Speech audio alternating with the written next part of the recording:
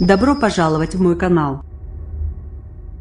Mardi 16 janvier à Calais, Emmanuel Macron a remis en perspective sa politique en matière migratoire, alors qu'un projet de loi est attendu en Conseil des ministres en février.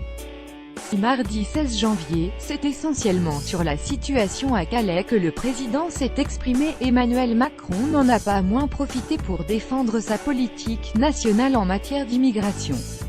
Ceux qui sont admis sur le territoire, nous devons leur donner une vraie chance de s'intégrer. Ceux qui ne sont pas admis, nous devons faire en sorte qu'ils regagnent leur pays, a-t-il ainsi martelé, reprenant les grandes lignes du plan migrant annoncé en juillet. Une partie de ces dispositions sont détaillées dans le projet de loi Asile et Immigration qui doit être examiné en Conseil des ministres courant février, probablement le 21. Mais les grandes lignes, présentées aux associations la semaine dernière, sont déjà connues. Un an après la jungle Calais vue par ses habitants en matière d'amélioration de l'accueil, Emmanuel Macron a répété à Calais sa volonté de raccourcir à 6 mois la durée moyenne d'instruction de la demande d'asile contre 14 mois actuellement.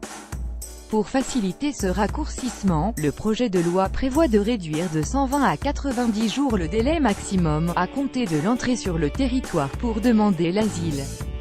Ou encore de 30 à 15 jours le délai de recours devant la CNDA, la cour d'appel que le demandeur d'asile peut saisir s'il est débouté, offrir des formations adaptées aux métiers en tension pour les demandeurs d'asile et les réfugiés. Emmanuel Macron a confirmé sa volonté de créer des places d'hébergement. En juillet, le Premier ministre avait annoncé 12 500 créations en 2018 et 2019. De quoi atteindre au total 88 000 places, soit 2 fois plus qu'en 2012, a affirmé le président mardi. Le projet de loi prévoit un schéma national qui fixerait la part de migrants accueillis par chaque région. Mais, a insisté le président, cet engagement va avec un contrôle, dans une allusion à la circulaire sur le recensement des migrants dans les centres d'hébergement d'urgence que les associations nationales ont attaqué en Conseil d'État.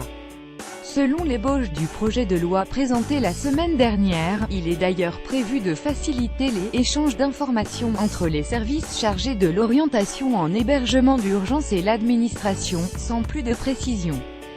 Surtout, Emmanuel Macron a insisté sur la construction d'une politique d'intégration pour les personnes qui obtiennent un titre de séjour, avec un volume de cours de français porté à son maximum, et une logique de contractualisation avec les partenaires sociaux pour offrir des formations adaptées aux métiers en tension dans les régions concernées. Un délégué interministériel devrait être nommé en Conseil des ministres mercredi prochain, rendre plus efficaces nos politiques de reconduite à la frontière. En revanche, le président n'est pas revenu sur d'autres mesures favorables aux migrants présentes dans le projet de loi.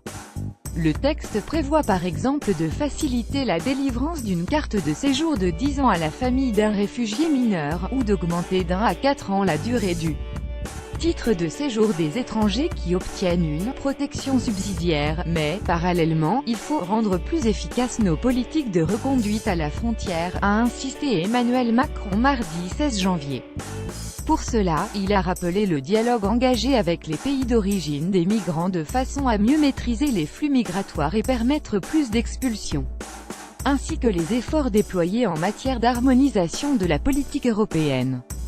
Il a ainsi défendu le doublement de la durée maximale de rétention de 45 à 90 jours voire à 105 jours dans certaines conditions, prévues dans le projet de loi, au nom de la convergence avec les autres pays européens, où la durée est en moyenne plus longue.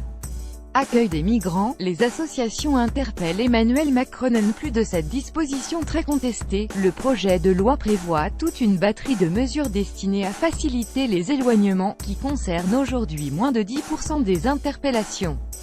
On y retrouve l'augmentation de 16 à 24 heures de la durée de la retenue administrative pour vérifier le titre de séjour, le renforcement de l'assignation à résidence et l'extension du recours à la vidéo et audience pour le juge des libertés.